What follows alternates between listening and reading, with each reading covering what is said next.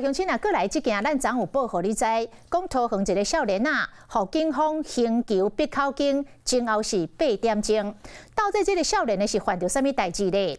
讲警方伫即个月18号接到报案，报讲这个少年呢涉嫌掠人，加上伊的底地真歹，有几若该违规的记录，所以当天的暗时9点外，经过派出所，就互带入去闭门口经。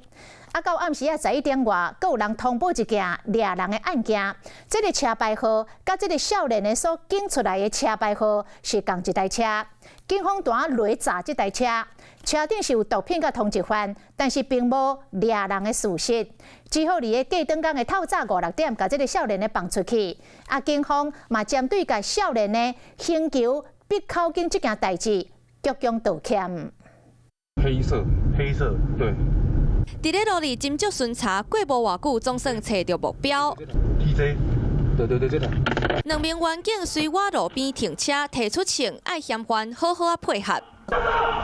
支援的警力嘛随赶到场，甲乌色轿车包围。这么大动作，因为警方伫咧18号暗时7点接到报案，讲少年家涉犯掠人，一直到暗时9点半，看到伊意外经过派出所门口，员警就甲人抓落来，开始逼口经。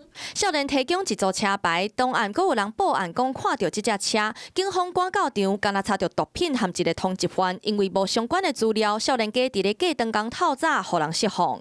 他又来电我第2次的时候。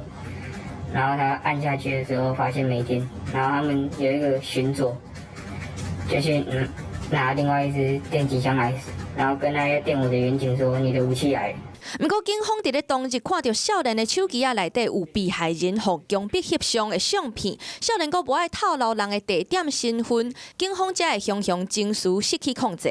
对受害者当事人、家长及社会大众深表歉意。